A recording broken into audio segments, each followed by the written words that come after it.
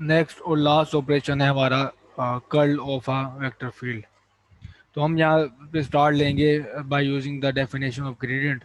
तो डाइवर्जेंस के केस में भी हमने ग्रेडियंट की डेफिनेशन यूज़ की, यहाँ पे भी हम वही करेंगे। तो ग्रेडियंट की डेफिनेशन हमारे पास थी delta u is equal to 1/hi partial u और partial x i e I hat. हमारे पास ये ऑर्थोगोनल डायरेक्शंस हैं, यूनिट वेक्टर्स हैं ईज, और एच हमारे पास यहाँ पे स्केल फैक्टर है, और जबकि यू ऑफ कोर्स यहाँ पे स्केलर है।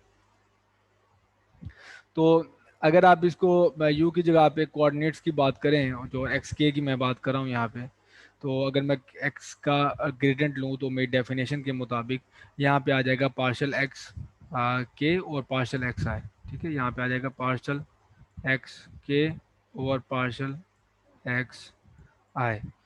तो यहाँ पे हमारे पास हम ये प्रीवियस वीडियो में देख चुके हैं कि पार्शियल एक्स और के और पार्शियल एक्स आए, ये बेसिकली है डार्क डेल्टा के है। क्योंकि अगर आपके पास एक्स वन का derivative with respect to x one लोगे तो वन आएगा, यानी कि दोनों इंडस्ट्रीज सेम होंगे तो वन आएगा। अगर दोनों में से कोई भी इंडस्ट्रीज, यहाँ पे टू है और यहाँ पे थ्री है, यहाँ पे थ्री है यहाँ पे टू, दोनों इंडस्ट्रीज मुख्तलिफ हैं, तो हमें हमेशा जीरो मिलेगा। तो वो ये जो आपके पास एक्सप्रेशन है कि आपके पास दोनों इंडस्ट्रीज सेम हो तो वन और अदरवाइज जीरो, तो वो डार्क डेल्टा बनता है। तो डार्क डेल्टा हमारे पास के और आई, यानी कि दोनों इंडस्ट्रीज जब सेम होंगे तो तभी आपके पास वन आएगा, अदरवाइज जीरो। तो जिस तरह पहले से डार्क डेल्टा ने इस सम में से सिर्फ वही वैल्यू पिक कर ली जिसमें दोनों जो आई और के सेम है, तो उसी पे आपको वन वन मिलेगा, बाकी हमारे पास जीरो। तो यहाँ पे वही आया हुआ आगे हमारे पास। तो आई की जगह पे भी किया आ जाएगा, ई यहाँ ई आई की जगह पे भी, आई की जगह पे भी किया आ जाएगा।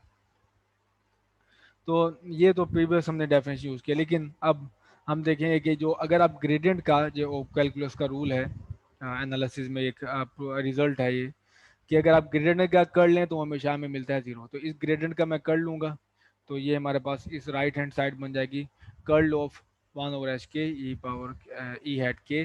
तो ये इक्वल टू है जीरो इस एक्सप्रेशन के मुताबिक। अब दोबारा वापस आ जाएं उसी डेफिनेशन पे जो हमारे पास वेक्टर की थी। तो वेक्टर को मैंने सब बार ये किया है कि v को पहले तो मैंने h1 h2 ऊपर मल्टीप्लाई किया था, नीचे भी मल्टीप्लाई किया था, लेकिन इस बार ये किया है कि hi ऊपर मल्टीप्लाई किया और hi नीचे भी रखा है और डिवाइड किया है। तो ये मैंने डेफिनेशन की है वेक्टर की। ठीक है, इसमें आप एच आई को कैंसिल अगर आप कर दें तो आपके पास एग्जैक्टली वही यूजुअल फॉर्म आ जाएगी, यहाँ पे यूनिट वेक्टर और साथ उसका कंपोनेंट।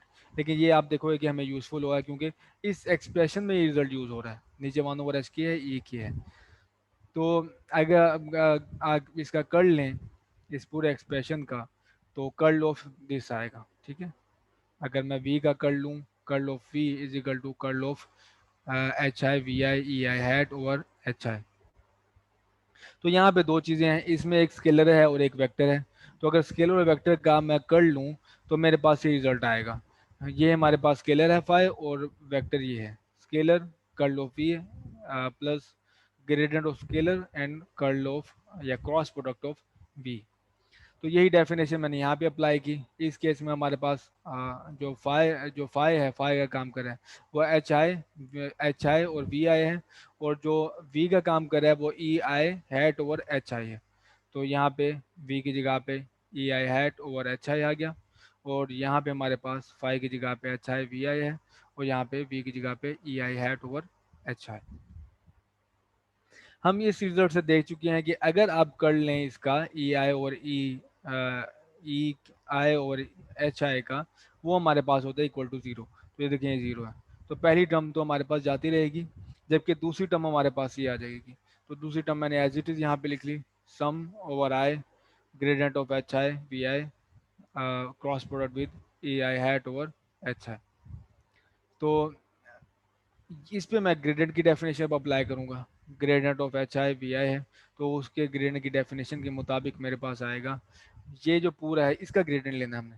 ठीक है, तो ये डेरिवेटिव में ये आ जाएगा, उसे कॉरस्पॉन्डिंगली जो एच जेज हैं, ये डेफिनेशन है हमारे पास। अगर मैं आपको शो करूं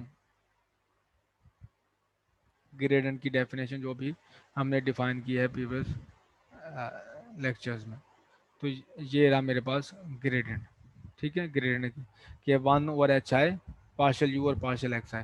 तो यू की जगह पे हमारे पास अब वो टर्म आएगी, यू की जगह पे, और यू की जगह पे क्या आएगा, वी आई और एच आई, ठीक।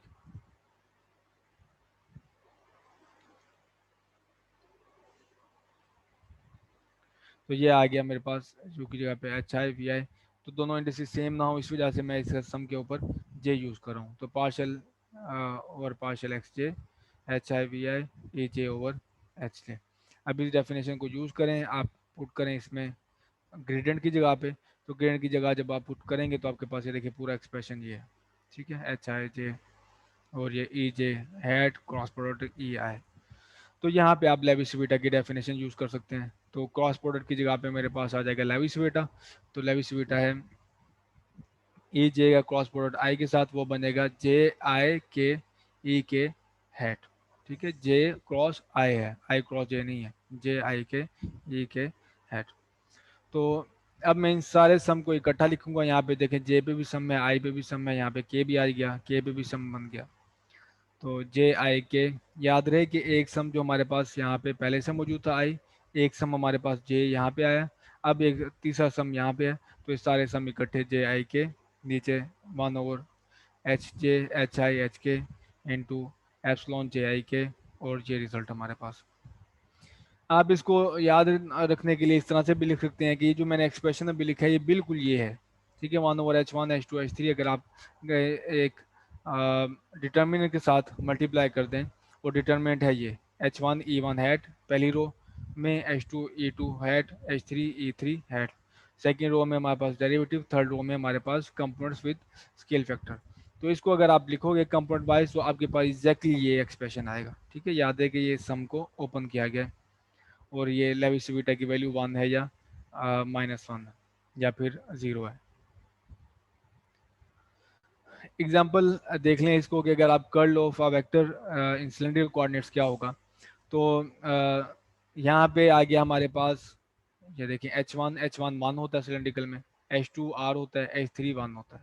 तो यहाँ पे 1 R और 1 आ गया, यहाँ पे भी बिल्कुल ऐसे है 1 R और 1, और यहाँ पे हमारे पास सादा ये डेरिवेटिव से partial partial R partial partial theta partial partial G. तो इस तरह अगर आपके पास स्केलर कोऑर्डिनेट्स स्फेरिकल कोऑर्डिनेट्स में आते हैं तो स्फेरिकल कोऑर्डिनेट्स में यहाँ पे 1 आ जाएगा, यहाँ पे आर आ जाएगा, यहाँ पे आर साइन थीटा थीटा आ जाएगा, यहाँ पे भी 1 आर और आर साइन थीटा। फिर सिर्फ आपने इसका डिटर्मिनेंट एवेल्युएट करना, जैसे कि यूजुअली डिटर्मिनेंट एवेल्युएट किया जाता है। तो आपके पास सिलेंड्रिकल कोऑर्डिनेट्स में ग्रेड ये कर्ल आ जाएगा। ग्रेडियंट और कर्ल और ये जो ऑपरेशंस हैं बाकी दो, वो देखने का हमें सबसे बड़ा फ़ायदा ये है कि अभी अब मैं आपको एप्लीकेशन शो करता हूँ, ख़ास तौर पे ग्रेडियंट की। कि ग्रेडियंट जब आप एवेलुएट कर लेते हैं तो आपके पास पूरी मैकेनिक्स जो है वो इक्वेशन ऑफ मोशन आपको हासिल हो सकती हैं अगर आप लिग्रांजन से सिस्टम के डील करें। तो लिग्रांजन सिलेंड्रिकल सिस्टम हमारे पास ये है, L is equal to 1/2 m r dot square dot, यहाँ पे टाइम डेरिवेटिव है। तो ये हमारे पास पोटेंशियल है, ये काइनेटिक एनर्जी टर्म, और ये हमारे पास potential energy term. R dot आपके पास होगा R dot E R hat plus R five dot E five hat plus G dot E G hat. तो ये मैंने आर लिखा है इन सिलेंड्रिकल कोऑर्डिनेट सिस्टम, ठीक है। तो अगर आपके पास स्फेरिकल कोऑर्डिनेट्स में आ जाए तो आप इसको यहाँ पे स्फेरिकल कोऑर्डिनेट सिस्टम में आर को लिखोगे। तो आर का आर डॉट का अगर आप आर डॉट के साथ डॉट प्रोडक्ट लें तो ये आपके पास आर डॉट स्क्वेयर बन जाएगा, ठीक है। आर डॉट सॉरी आपके पास बन जाएगा आर डॉट स्क्वेयर एग्जैक्टली। तो यहाँ पे आपके पास R square five dot square G dot square आ गया, ठीक है। ये वैल्यू इसका डॉट प्रोडक्ट लेना है आपने, itself self dot product इसे कहते हैं। तो ये सात result minus v r five g as it is. तो अब आपके पास इक्वेशन आपको पता है कि क्लासिकल मैकेनिक्स से आप इक्वेशन ऑफ मोशन हासिल कर सकते हैं इससे आई लेग्रांज इक्वेशन से, जो कि ये है time derivative of partial R और partial R dot is equal to partial R L over partial R. तो इसका अगर आप partial L over partial R dot लें इस पूरे एक्सप्रेशन का, तो सिर्फ हमारे पास आर डॉट ही है, तो ये बन जाएगा 2r डॉट, ठीक है, 2r डॉट बन जाएगा, और 2 से कैंसिल आपके पास आ जाएगा एम आर डबल डॉट, ये है, ठीक है ये। तो लेफ्ट हैंड साइड पे, राइट हैंड साइड पे पार्शियल और पार्शियल आर है। तो आप यहाँ पे देखें सिर्फ आर यहाँ पे मौजूद है और आर इधर है। ठीक है, बाकी सारी जो ये भी कांस्टेंट बिहेव करेगा, ये भी कांस्टेंट बिहेव करेगा। आर ये वाली टर्म नॉन जीरो आएगी, ये टर्म नॉन जीरो आएगी। तो ये देखें m r five dot square, five इसके साथ कांस्टेंट बिहेव कर रहा था, minus partial v over partial r, क्योंकि वी जो आपके पास आर का फंक्शन है, ये आपके पास यहाँ पे पावर रूल लगा है। तो आर टू टू से कैंसिल और आपके पास रिजल्ट है m r five dot square. ये रही पहली इक्वेशन। दूसरी इक्वेशन में भी आपको दूसरे कोऑर्डिनेट सिस्टम में यही सेम अप्लाई करना होगा। तो ये time derivative partial L over partial five dot is equal to partial L over partial five. यहाँ पे देखिए फाइव जो आपके पास है वो है डॉट आपने लेना है उसका, पहले लेना है टाइम डेरिवेटिव, सॉरी डॉट की वजह से आपने लेना है उसका डेरिवेटिव, और फिर आपने उसका टाइम डेरिवेटिव लेना है। तो डॉट की वजह से आप यहाँ पे लें इसका पार्शियल डेरिवेटिव, तो वो बनेगा m r square partial five dot, m r square five dot. तो जब आप इस टर्म का दोबारा टाइम डेरिवेटिव लेंगे, यहाँ पे आपके मैंने बताया क्या रिजल्ट आएगा इसका, एम आर आर स्क्वेयर और फाइव डॉट ये बनेगा। ठीक है, अब आपके पास बाहर देखें ये टाइम डेरिवेटिव दोनों पे अप्लाई होगा।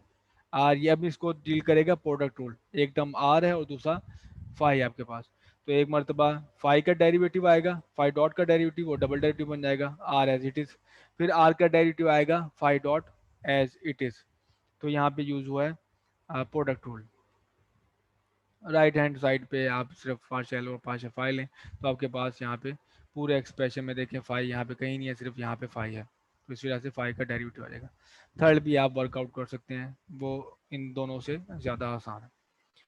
तो ये रहे मेरे पास डेरिवेटिव आ गए। अब मुझे बेसिकली ग्रेडियंट बनाने के लिए क्या करना होगा कि इनको इसके स्केल फैक्टर से डिवाइड करना होगा ग्रेडियंट की डेफिनेशन के मुताबिक। को इसके इसका स्केल फैक्टर होता है वन ओवर एच वन, यानी कि वन ओवर एच आर आ जाएगा। इसका स्केल फैक्टर होगा वन ओवर एच फाइव और इसका स्केल फैक्टर होगा one over H G. H cylindrical coordinates में एच आर आपके पास, या जिसे एच वन कहते हैं वो वन होता है, एच फाइव आपके पास आर होता है या जिसे एच टू कहते हैं हम, और यहाँ पे एच जी या फिर एच थ्री हमारे पास वन होगा। तो कॉरस्पॉन्डिंग स्केल फैक्टर से मैं जब डिवाइड करूँगा, इसको डिवाइड करूँगा वन से तो कोई फर्क नहीं पड़ेगा, इसको पूरी इक्वेशन को डिवाइड करूँगा आर से, तो ये देखिए ये जब आपके पास एक आर यहाँ से एक आर यहाँ से कैंसिल आउट हो जाएगा और यहाँ पे आर डिवाइड हो गया। इस पूरी इक्वेशन को वन से डिवाइड करना पड़ेगा, कोई फर्क नहीं है। तो ये मेरे पास राइट हैंड साइड बन गई है gradient, negative gradient of potential. Negative gradient of potential energy हमारे पास होती है बेसिकली फोर्स। ठीक है, तो negative gradient of potential is force f is equal to m a. तो ये m है और साथ ये एक्सेलेरेशन है in the direction of r। ये m है, ये acceleration in the direction of five, और ये m है और इसके acceleration in the direction of z। तो ये मेरे पास एक्सेलेरेशन है A R is equal to R double dot minus R five dot square, जो ये है। ये A five is equal to R five double dot plus two R dot five dot ये, और A G is equal to Z double dot. तो इस तरह से आप सिलेंडर का ये ग्रेडियंट की डेफिनेशन यूज करके इक्वेशन ऑफ मोशन से एक्सीलरेशंस फाइंड आउट कर सकते हैं।